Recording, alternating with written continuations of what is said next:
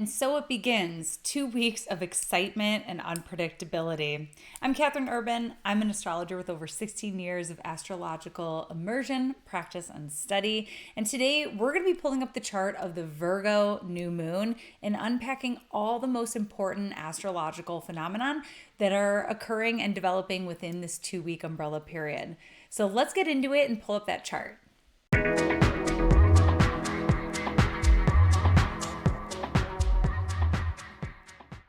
So our new moon is going down on August 23rd, 2025 at 0 degrees Virgo and 23 minutes. So for some context, this is when we see the ramp up to eclipse season. This lunation is not an eclipse, although it could have been. The sun is within 18 degrees of the lunar nodes, which is where we get into that window where eclipses can occur. So this is not an eclipse, but it's going to start to feel like it. In fact, the following lunation on September 7th is a total lunar eclipse in the sign of Pisces. Following that, we're going to see a partial solar eclipse at 29 degree Virgo opposite Saturn. So that one's going to be a doozy. So this is where it all begins. The intensity, the high drama of eclipse season, it begins here. So while this is not an eclipse, it is sort of the prequel to eclipse season, as well as a blue moon, a zodiacal blue moon, where we'll see two alignments of the sun and the moon in the sign of Virgo. It just so happens that this one is not an eclipse. But as I said, it's going to start feeling like it, because if you take a look at the closest aspect here to this lunation, it's going to be a square with Uranus.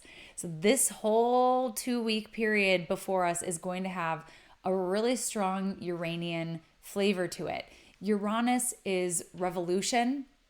Uranus is going against the grain, pushing back against convention, but not just for pushing back against convention's sake. It's really about where we feel confined and pushing back against that, where we feel limited, where we feel limited by the social mores, where we feel limited and oppressed by the law, where we feel constricted in our relational dynamics or societal systems, for example. So Uranus is where we see the push for liberation. And often that means doing something different, acting in a way that's countercultural, against the grain, or even disruptive. And many times when we see Uranian energy come forth like this, we're going to see people embodying that intentionally.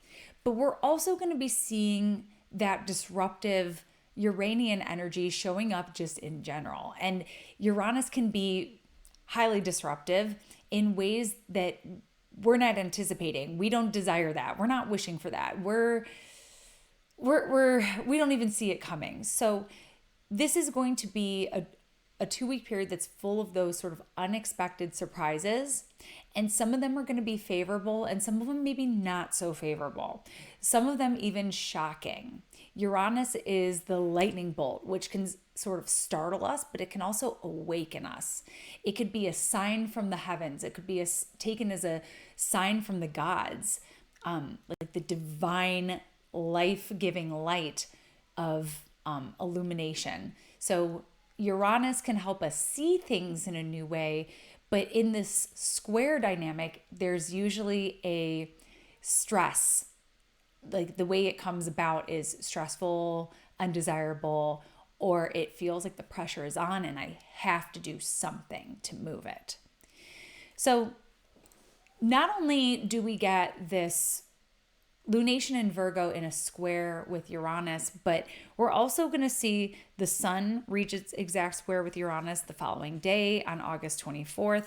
And whenever we see the sun show up with Uranus or really any outer planet from a collective standpoint, we're looking at leadership.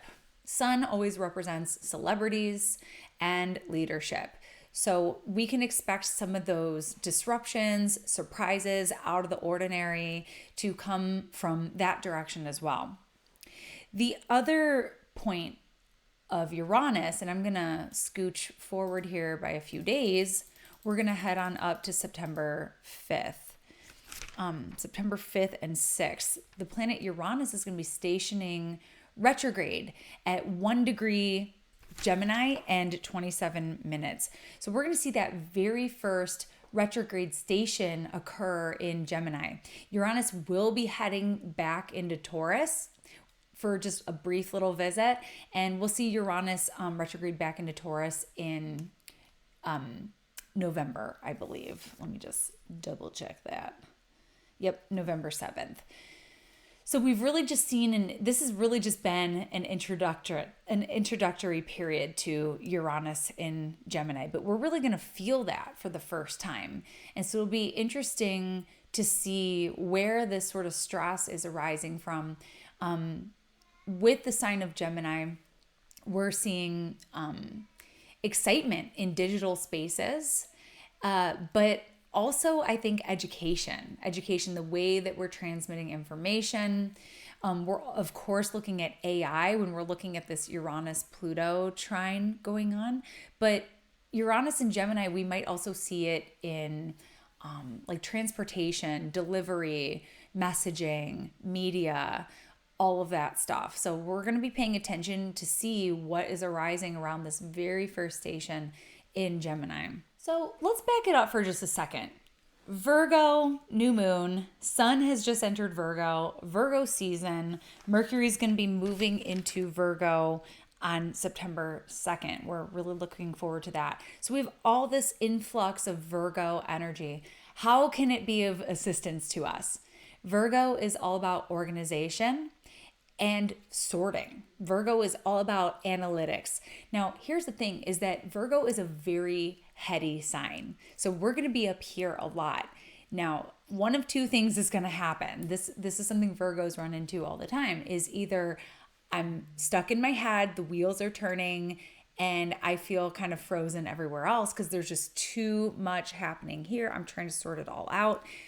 Oftentimes the key is to get moving with Virgo. It's an earth sign. We need to ground that into something actionable. So we're taking action. And that's something that's really going to help us too with all this Uranus and Virgo cerebral energy, is because it's easy to feel overstimulated here. It's easy to feel overwhelmed and just too tightly wound. So we're going to be saying no to that extra shot of espresso during this period, and we're going to be saying yes to pranayama and magnesium supplements. So we're going to be trying to chill, but we also want to ride that Uranian wave of inspiration and pushing back against the grain where we feel completely necessary. So Virgo is a human sign, originally depicted in the heavens as a woman with wings, sort of evocative of more of the like angelic qualities of Virgo, like Virgo being selfless, wanting to be of service, wanting to use one's skills. Like Virgos can be very nerdy and very good at improv, but they really just want to help, and they want to develop those skill set as a way to lend a helping hand to elevate others, to elevate society. But later, it became developed as a woman separating the wheat in order, like the wheat plant, in order to cultivate grain, in order to cultivate flour and breads and things like that. So the knowledge implicit of Virgo is essential here. The knowledge to be discerning, the knowledge in order to get humanity through the winter. Essentially, we need to bake breads, we need to have storage going on, we need to sort it, we need to be proactive on that. And so thinking about the historical significance of the Virgo symbol, it's like our human survival has depended upon discernment, like which berries to eat, which ones are poisonous, which ones are okay. We need these faculties sharp. And that's something I've been thinking a lot about as we head into with these eclipses happening along the Virgo Pisces axis. It's like there's an invitation somewhere with this new moon around where do we need to step into that space of discernment and actionable sorting. Like where do we need to kind of sort things in our lives and take control do some research, learn, educate ourselves, practice, steady our hand. Where do we need to show up in a more discerning and technical kind of way? Versus the Pisces side, which is let's not worry so much, let's not overthink it. Sometimes you can overplan and then things just kind of happen in their own way. Trust the process, trust the flow. So we're going to have this polarity of Virgo Pisces really accentuated for us over the next 6 weeks. So notice about the Virgo tendency, where you're called to pay closer attention and to take closer measurements and calculations in your life. Where do we need to do more research instead of feeling overwhelmed? Like, I think it's easy to feel overwhelmed in Virgo because there's like too much data, but the only way through is to start sorting it. Same thing over here with Pisces. Sometimes it's easy to feel overwhelmed, but often the counterbalance to that is in the other side. Like if you're feeling overwhelmed in Pisces, it's like, yeah, like we need to do something actionable. Meanwhile, if you're feeling overwhelmed in Virgo, sometimes it's like, okay, you've done all the preparation. Now just trust the ride. Trust things to unfold in their natural way.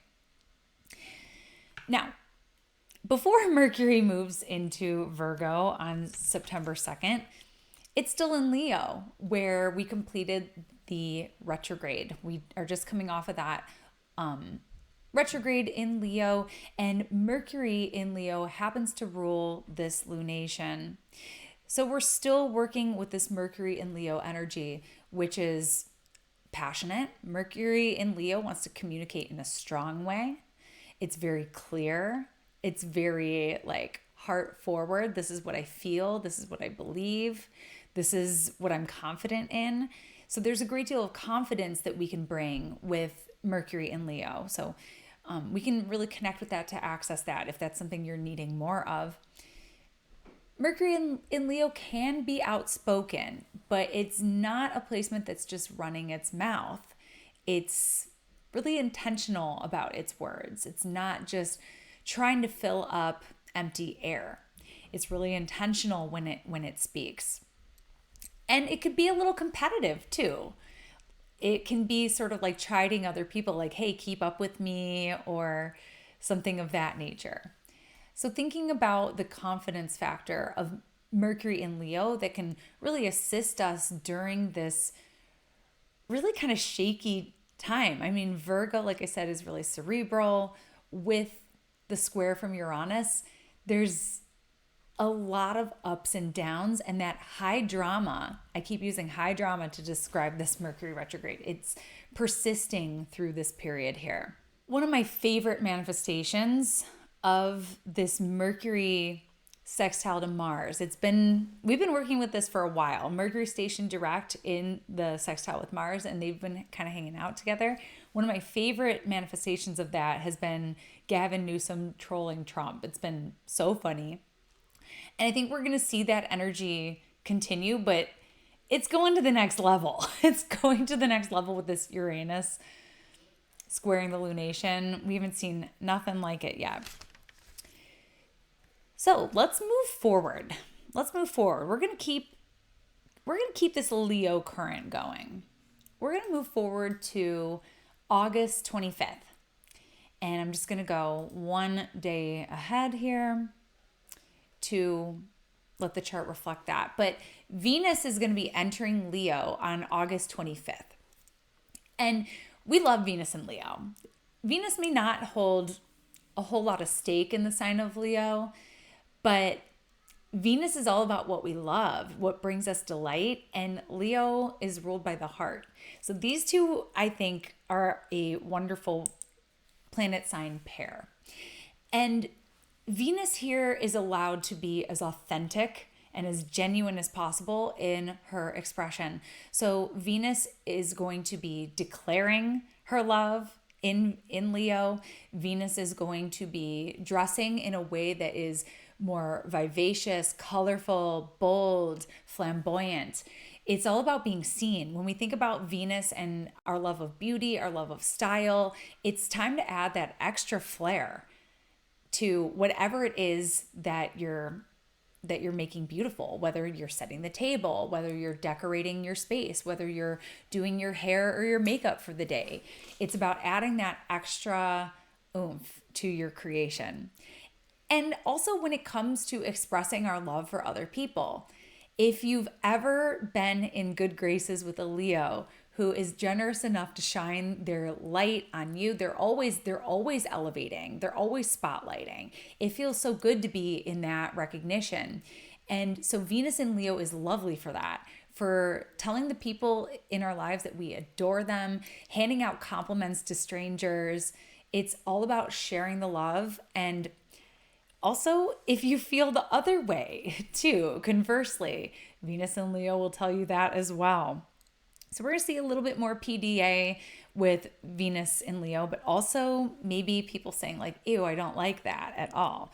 The point is that it's expressive and dynamic and loving, affectionate, but we're going to know how we feel about each other one way or another with Venus in Leo, especially with the sextile with Uranus, which gives us license to be even more like unfiltered, essentially. But Venus's sextile with Uranus says, I want to try some new flavors. I want to get a little bit more experimental. It gives us permission. Venus is talking to all these new outer planets. Venus is also talking to Saturn and Neptune, which is helping us get excited about that new dream and get clear on like the link. Like, what do we feel passionate about? And then over here, this is perhaps the most important one, is Venus's opposition with Pluto. I love a good Venus-Pluto connection. And it's because it allows us to see different layers of the people who we regularly connect with. We are invited to access the more private realms and perhaps even gain access to people's shadow. We all have a shadow. We all have a dark side. We prefer to share our brighter sides with the world usually. But usually when we run into a Venus-Pluto connection, we're going to be invited to check out that shadow realm of another person. And because it's in an opposition, it may arise through an uncomfy interaction. Like we may be trying to hide it. We may not be trying to show it. But let me tell you, this is an opportunity to cultivate deeper intimacy with other people. So especially for those of you who are in a newer relationship, maybe even a newer friendship, purely platonic, that's totally cool. This is a chance to go deeper. Have those deeper conversations, reveal more about your history, your past, your thoughts, your feelings, the things in your heart. And that can be really powerful. For those of you who have been in a relationship for a long time, this is a chance to get a deeper insight into their inner workings, you know? So this is just that opening to have those deeper conversations and points of deeper inquiry. So if someone is showing you their shadow, be curious about it. Be curious about it and see if you can be sort of like a shadow whisperer. Like, tell me more about that. Where is that coming from? Why is that coming up? Talk to me, explain it to me. Let me understand you. And here's the thing is that the truth can be beautiful. The truth can also be ugly. And so this is often an important, like I said, it's an initiation. Like, do we go farther? Do you love me in my darkness? Do you love me in my at my ugliest? Like, and a lot of times authenticity can be the most beautiful thing. It's like the most attractive thing, in fact, is like if you can see that side of someone and still love them. So this is always one that I look forward to personally. And I think it's a really powerful opportunity for people. But like I said, it can also be really challenging. You might see some things that you didn't want to see and you wish you could unsee, but you can't. And so that is also sort of a deciding factor of, do we go deeper? Do we continue going deeper? Do I like going deeper with this person? Or is this not cool for me? Okay. So moving forward on the 28th, we've got a little sextile between Uranus and Neptune that becomes exact. Now, this is one that I don't place a whole lot of significance on the exact aspect. It's more of something that we're watching unfold. And these two are going to be holding this sextile alignment for some time. I mean, this is going back to their conjunction, which was a while ago. I mean, these are really slow moving planets. They've been generally one sign apart for the last couple decades, but now they're 2 signs apart, which is new. So the conjunction between Uranus and Neptune occurred in 1992. They got really, really close, but not to the minute. But their official alignment, their conjunction, arrived in 1993. A lot of people attribute this to the birth of the internet and how a lot of people with birth charts after that conjunction in 1993, they only know life with the internet. Whereas before that, people knew an analog world. And after that alignment, that analog world, they might not have a lot of memory of. So I look at this more collective than personal, and looking at the leaps of technology that we're on the new frontier of at this time. But I did just want to point out that we're seeing the first degree-based sextile on this day. Moving forward, September 1st, and I'm just going to click one day forward after that for the chart to reflect it. But on September 1st, Saturn is going to be retrograding back into Pisces. And we like to say, okay, Saturn's just going to dip back into Pisces, but this is not the quickest of dips.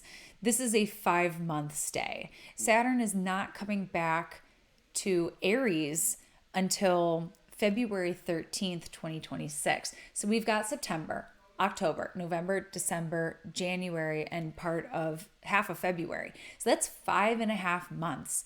So those of you going through your Saturn returns, Saturn and Pisces people, this is the last stretch. This is the home stretch of your Saturn return. Those of you with planets in the later degrees of the mutable signs, this transit is talking to you too. Saturn is going to retrograde back to 25 degrees Pisces, where it's going to station direct on November 28th. So all the way back to 25 degrees Pisces. So if you have any planets between here and there, this is round 3 for you, rounds 2 and 3. And just a little note about Saturn at 29 degrees Pisces.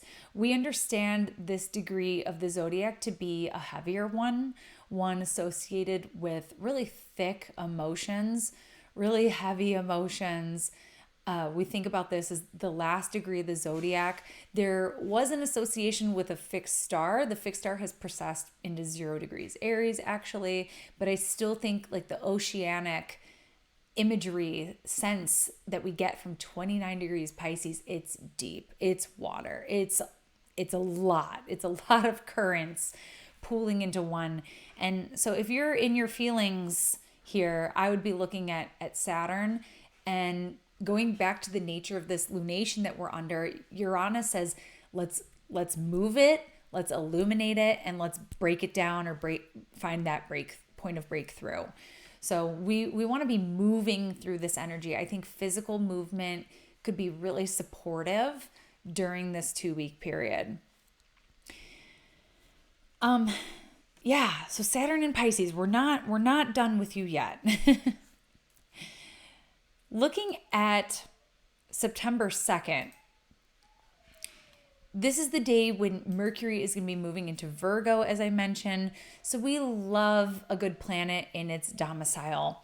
Mercury in Virgo, as we kind of were saying earlier, is excellent for organization, excellent for writing, anything that requires a lot of planning or measuring, researching.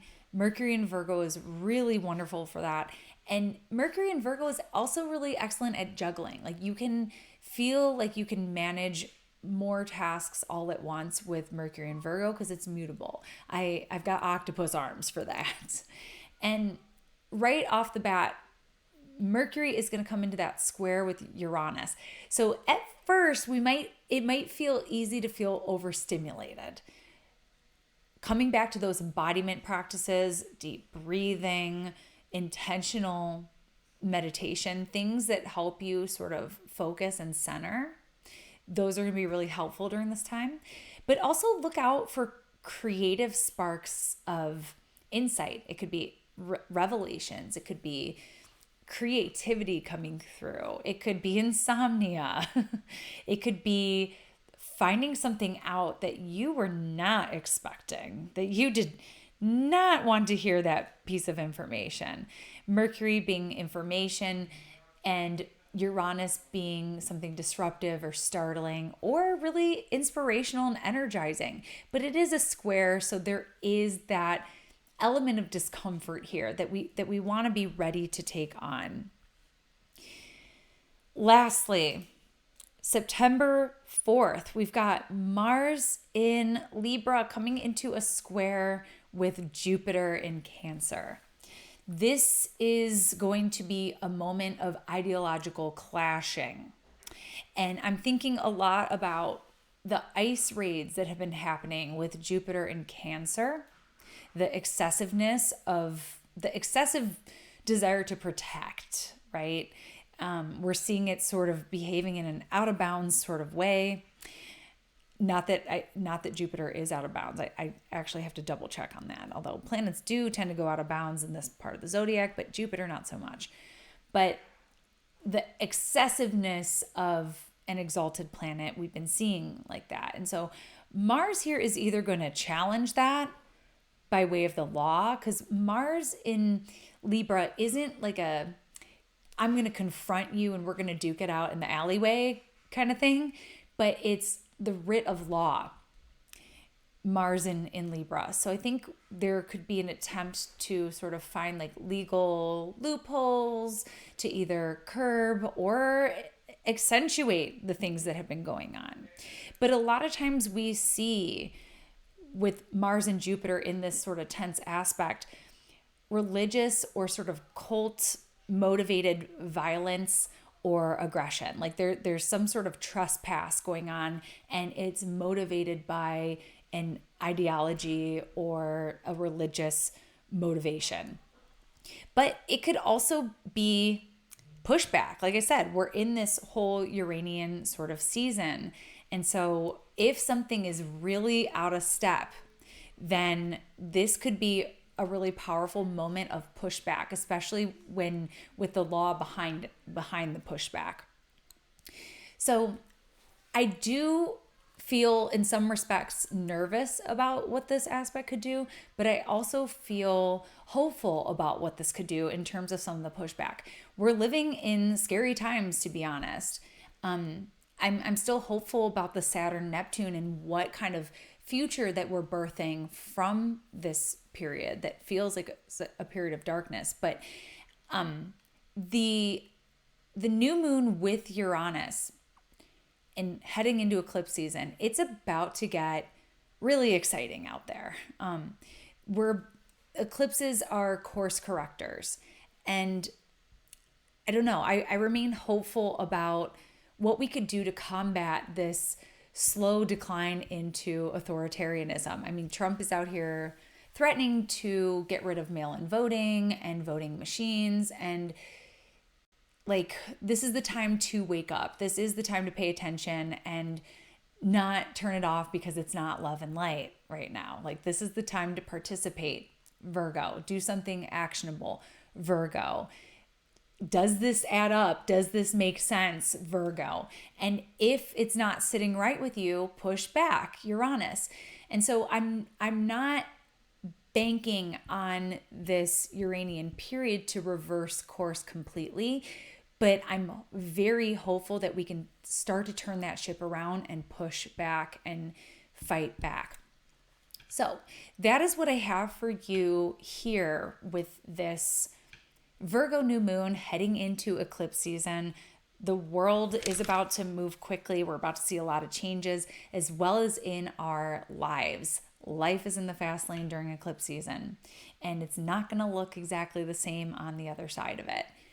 So I hope that this forecast proved to be illuminating for you and helps you feel more confident about navigating the 2 weeks ahead. So until next time, I'm Catherine Urban, and I hope this energy serves you in the highest. Bye. Thank you so much for tuning in with me today. For more astrology in your world, you can connect with me on all platforms at Astro Catherine. You can also find me at catherineurban.com, where you can book your next solar return or year ahead forecast. I'm also available for horary inquiries, electional forecasts, and chart rectification. And if you like what you see here, don't forget to like and subscribe. Till next time, bye.